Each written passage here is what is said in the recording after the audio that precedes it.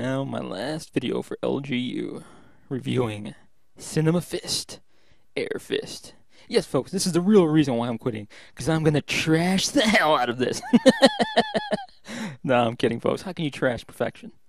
Okay, well, this is technically not perfect, but considering this is the first theater mode piece put on Machinima, this is as close to perfection as you'll ever see, and I'll go into details of how and why achieving perfection is really tough. Let's begin.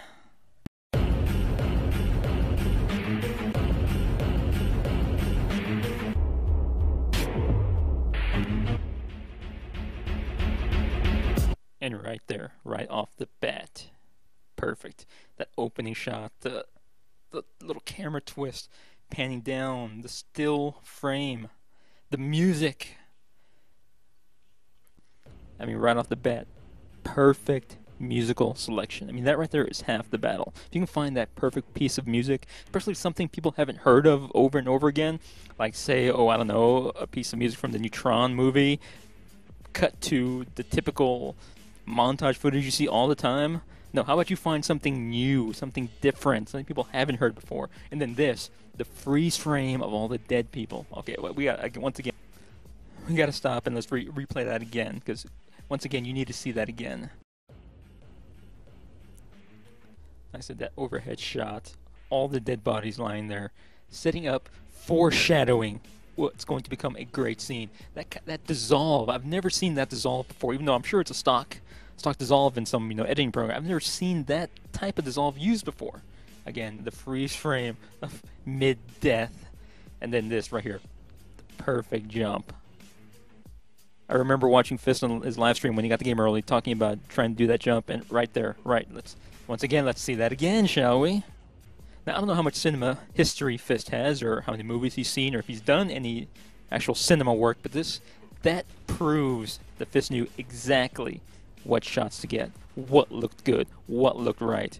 And I remember the first time I watched this, I thought to myself, man, that was great, but I thought he kind of overused slow motion. Then I started doing my own theater mode pieces. Then I realized how hard it is to get the proper use of slow motion and normal speed. Then I realized that no, he did know how to use slow motion properly. He did use just the right amount. And look right there, that was the third-person perspective. He was already using third-person the way I've been advocating only just recently. And then here we go, freeze frame, setting the stage that we'd originally seen earlier.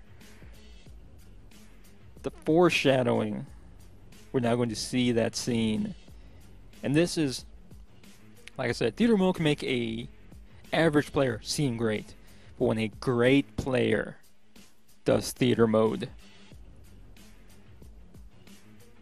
like, I've never seen theater mode done like this before. I've seen good pieces, but I mean, right here, what is he doing? He's jumping headlong into like 4 guys, doing the dolphin dive straight into the middle of them. Again, perfect use of slow-mo, perfect use of cutting. I mean, so much great stuff here. But it's hard for me to comment. I just want to rewatch the video over and over again. I mean, look at that. Look at that. Again, the music kicks.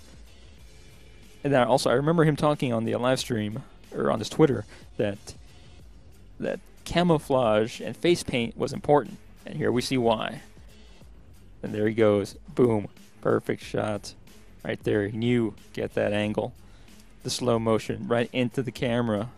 He knows, boom, switch to first person perspective. Go back out. Go back in. Yeah, knew exactly what to do. Again, the scene behind him with the guy running away. Watch that guy. Keep an eye on that guy in the back. What's happening? It's over. The guy just got killed in the background.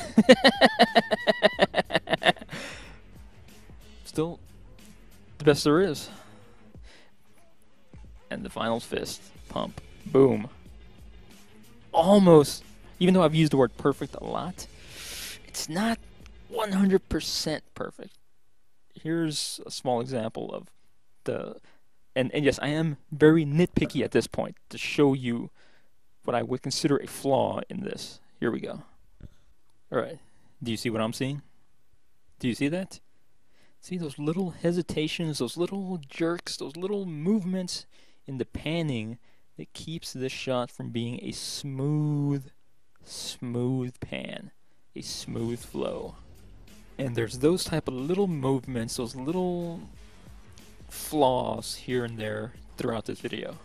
And so while for the average viewer it doesn't detract from the whole, for someone with my critical eye, I see the flaws as clearly as I see, if not clearer, than I see all the good stuff.